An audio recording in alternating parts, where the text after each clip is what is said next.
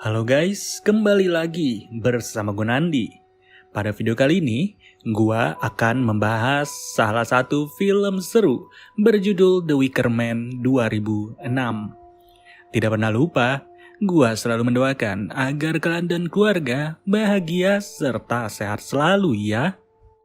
Film dimulai dengan memperlihatkan situasi di kota kecil di Amerika Serikat, yang mana tepat di sebuah restoran kita akan diperkenalkan kepada seseorang, yakni seorang polisi bernama Edward. Edward sehari-harinya bertugas di kota kecil ini untuk berpatroli, di mana selama puluhan tahun ia sudah menjadi polisi untuk melakukan penertiban.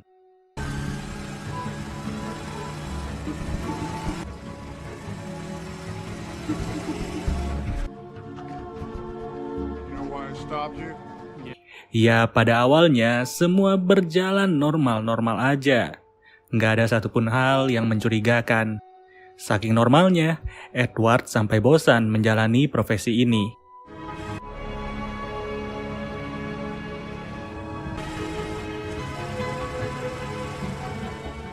Sampai satu ketika, Edward menyadari sebuah boneka yang jatuh dari sebuah mobil. Boneka itu pun diambilnya untuk diberikan lagi kepada seorang anak perempuan.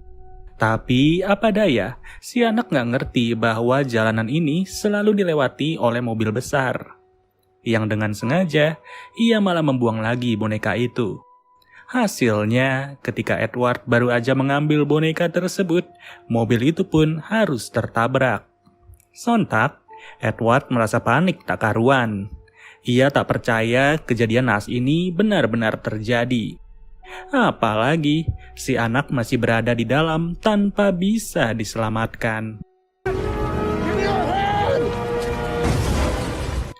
Beberapa bulan setelah itu, kediaman Edward dihampiri oleh rekan kerjanya.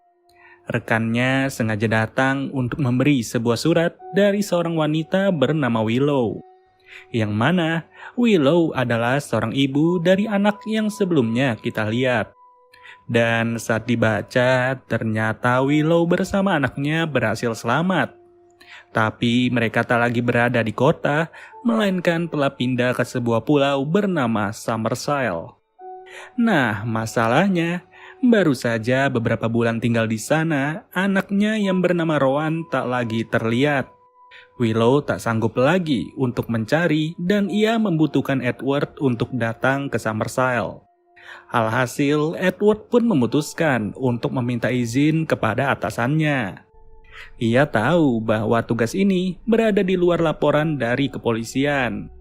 Tapi sebagai seorang petugas yang sangat baik, ia akan berangkat seorang diri. Tanpa adanya sinyal sedikit pun, Edward sudah sangat terima dengan segala konsekuensi. Bahkan di tengah perjalanan, ingatannya masih saja tertuju kepada peristiwa tragis yang menimpa Rowan.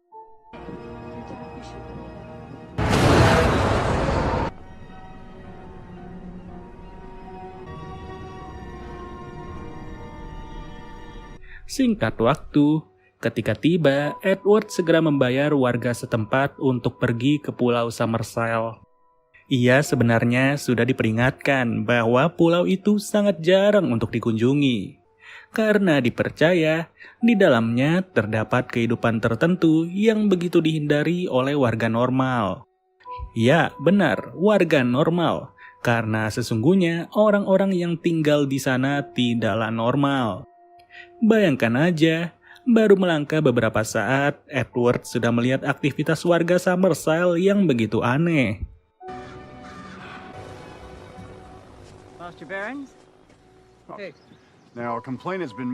Seketika, ia pun langsung bertanya mengenai keberadaan Rowan.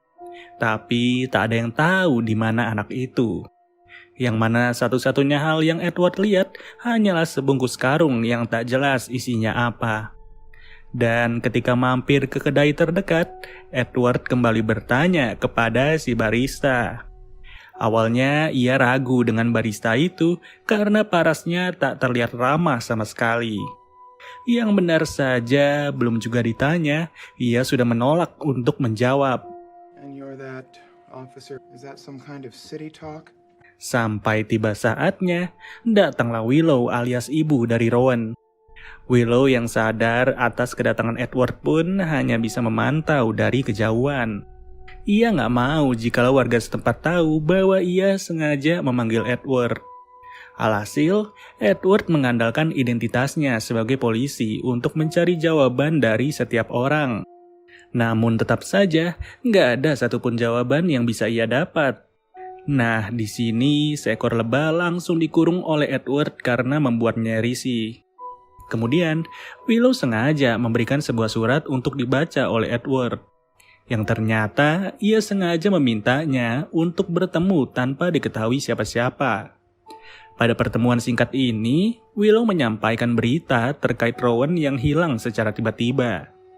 Di mana Willow nggak bisa ngapa-ngapain karena ia harus tunduk kepada seseorang. Tapi sampai detik ini, belum jelas orang itu siapa. Malamnya, Edward yang ingin beristirahat harus terganggu dengan perbincangan si barista yang luar biasa berisik. Dan karena tak tahan, Edward pun bertanya kepada gadis random yang sedang melipir. Tapi apa daya, boro-boro dijawab, Edward malah dicueki. Nah, tak lama dari itu, Edward seperti mendengar suara anak kecil. Ternyata itu adalah Rowan yang sedang berkeliaran.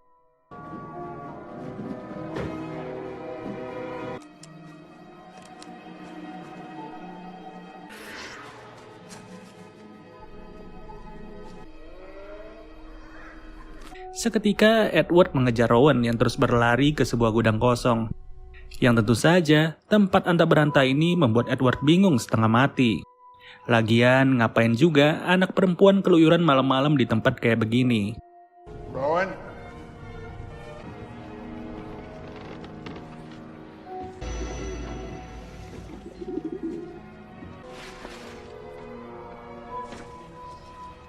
Hanya saja, entah bagaimana, Edward berhasil menemukan potongan baju dari Rowan. Baju yang berwarna merah itu benar-benar nyata ditemukan pada malam itu. Yang sialnya, tiba-tiba saja kayu penopang harus ambruk dan Edward terjatuh di tempat tersebut. Yang mana di hari kedua, Edward sangat percaya bahwa ia tidak boleh percaya kepada setiap orang. Mau itu gadis random atau warga biasa yang ada di pulau ini. Apalagi, Edward sadar juga akan kejanggalan foto-foto anak perempuan yang terkesan dipampang secara sengaja. Anehnya, tak ditemukan foto Rowan di susunan bingkai itu.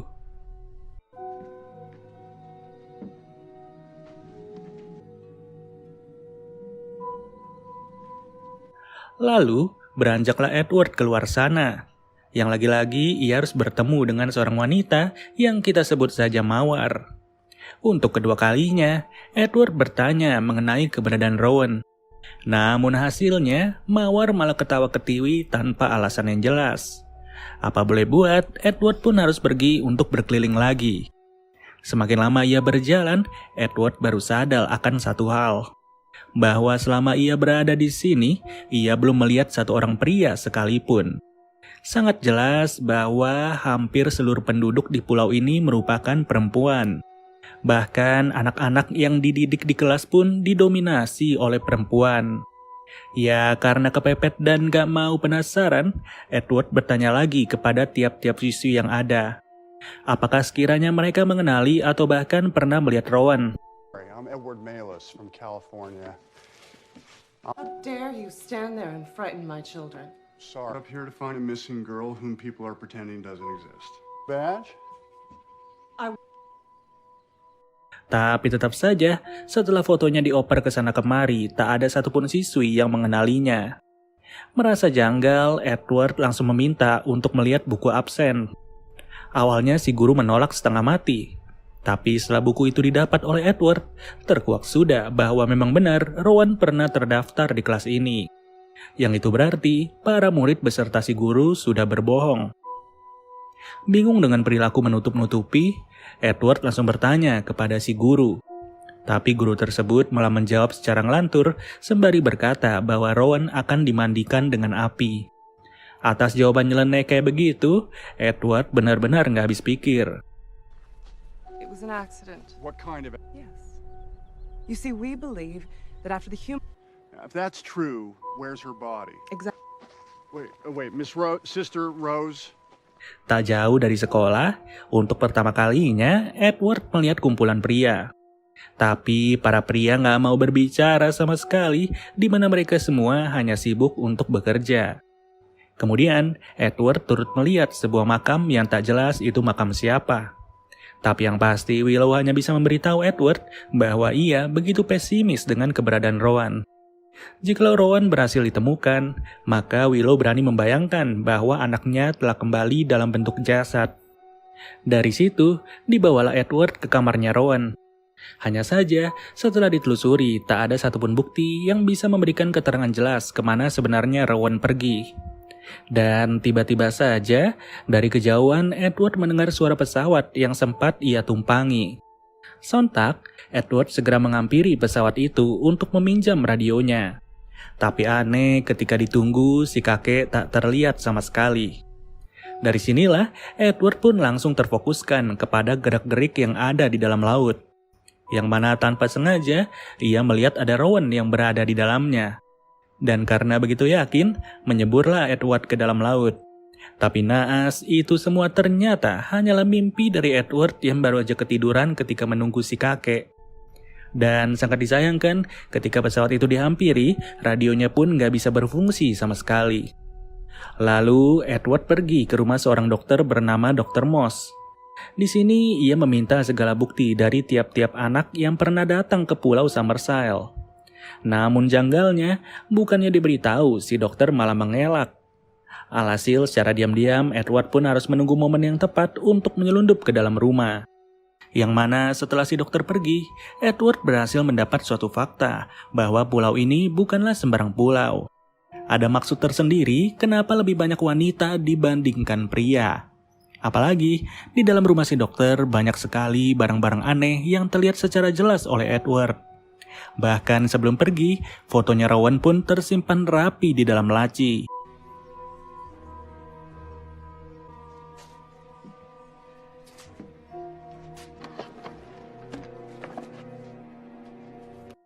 Ya, atas temuan tersebut, Edward bersama Willow semakin percaya bahwa Rowan dalam keadaan bahaya.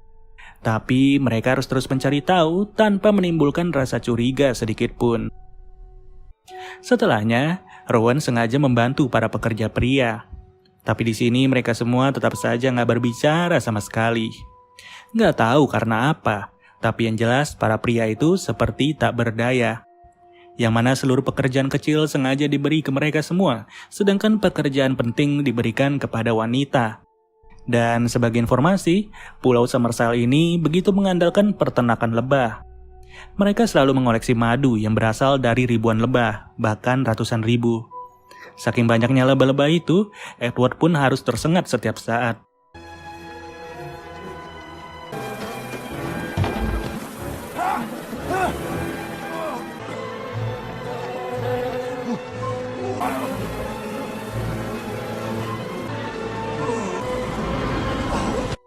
Yang mana ketika sadar, ia sudah berada di rumah petinggi dari Summerside. Si dokter pun memberitahu bahwa Edward harus bersyukur karena masih bisa selamat. Namun, Edward nggak mau puas begitu aja.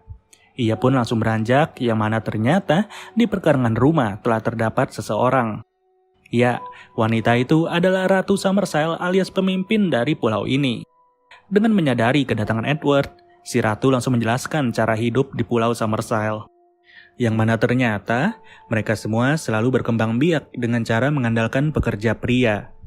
Pekerja pria yang diandalkan pun merupakan pria dari kelompok yang sama, di mana nantinya setiap wanita yang telah melahirkan akan diseleksi lagi berdasarkan anak. Jika anak mereka perempuan, maka akan ditaruh ke status yang lebih tinggi. Tapi sebaliknya, jika anak itu laki-laki, maka mereka ditaruh ke status yang paling rendah, di mana mereka tidak boleh berbicara sedikit pun sepanjang hidupnya.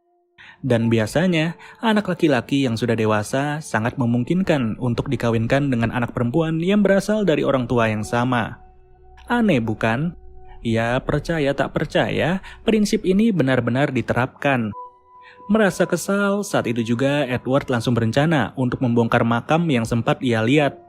Ia percaya bahwa Rowan telah tewas dan dikubur di dalamnya.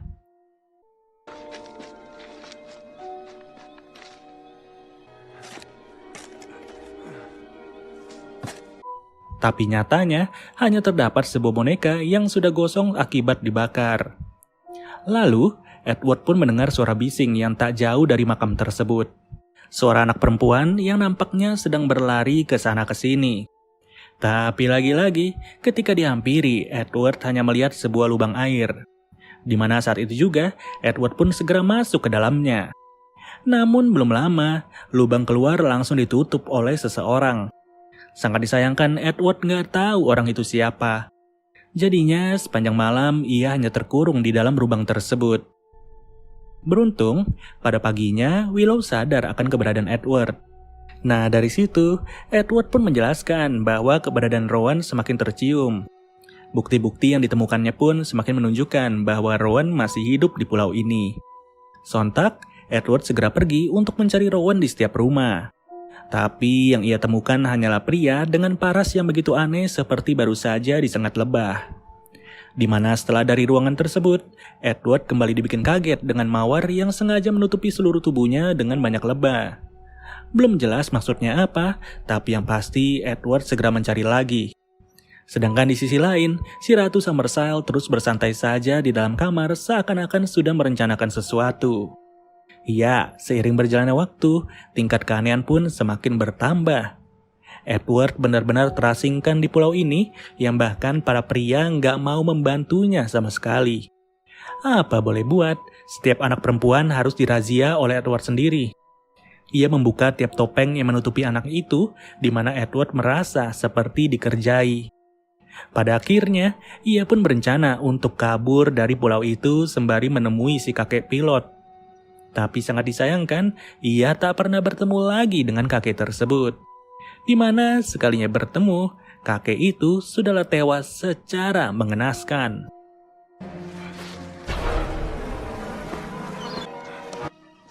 I trust you just as you instruct.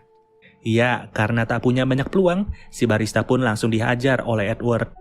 Edward sadar bahwa sebentar lagi akan diadakan sebuah upacara khusus bagi seluruh warga Summersile. Mereka semua menyembah sesuatu yang sampai sekarang belum jelas itu apa. Tapi seperti yang kalian lihat, satu persatu dari mereka sengaja merias diri seolah-olah seperti kumpulan hewan. Of thy realm, bestow on us, that you will once again in the year to come. Di lain situasi, Edward mulai diganggu oleh mawar. Dan disinilah tak ada cara lain bagi Edward, di mana ia pun harus memakai tenaga untuk membuat wanita itu menyerah. Karena tentu saja, dalam situasi kayak gini, Edward harus berlomba dengan waktu.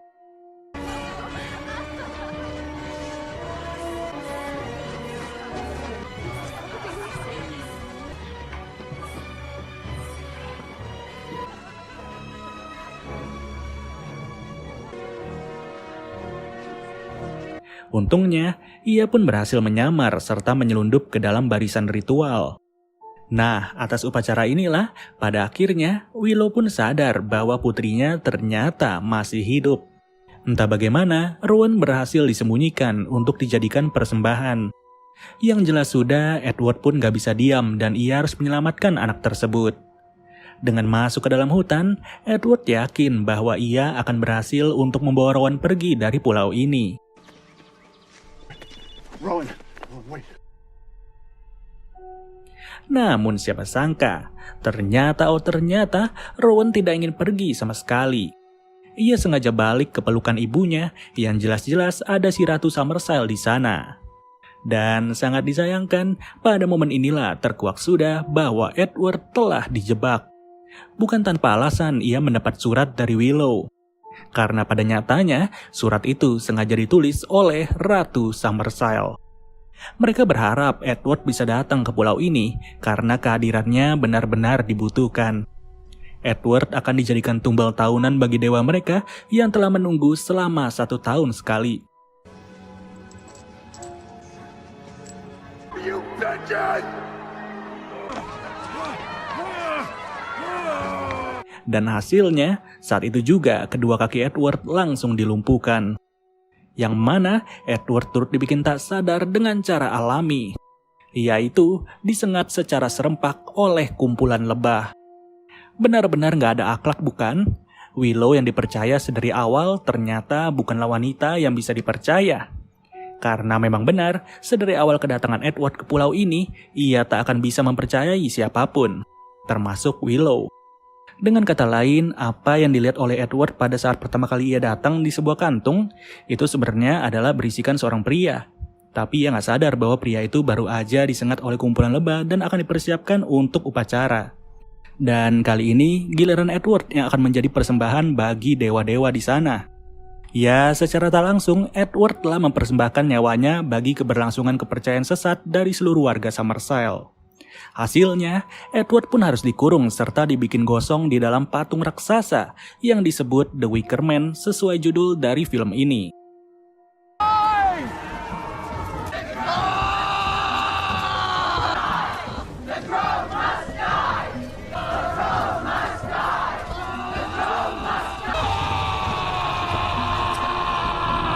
Mirisnya, api-api itu sengaja disulut langsung oleh Rowan alias seorang anak yang selalu ia cari-cari keberadaannya. Miris banget ya nasib si Edward. Berniat menolong, tapi ujung-ujungnya ia malah ditusuk dari belakang. Celakanya, setelah 6 bulan berlalu, warga Summerside kembali mencari korban. Mereka sengaja menugaskan si Mawar beserta wanita lain untuk berkeliling di pusat kota. Ya, tak lain tak bukan, dengan mengandalkan kecantikan dari Mawar, keberadaannya pun akan membuat seorang pria kembali terpincut. Bisa ditebak, nasib pria itu akan sama juga seperti nasib dari Edward. Bedanya, Edward nggak dibikin baper, tapi ia dimanfaatkan kebaikannya dengan cara Rowan sengaja membuangkan sebuah boneka ke tengah jalan. Ya, dari situlah guys, awal cerita dimulai dan harus berakhir tragis bagi Edward. Oke deh guys, mungkin segini dulu alur ceritanya. Sampai bertemu lagi di alur cerita berikutnya. Terima kasih bagi kalian yang udah nonton sampai habis. Gue doakan semoga kalian sehat serta bahagia selalu ya. So, gue Nari cabut dulu. Dadah.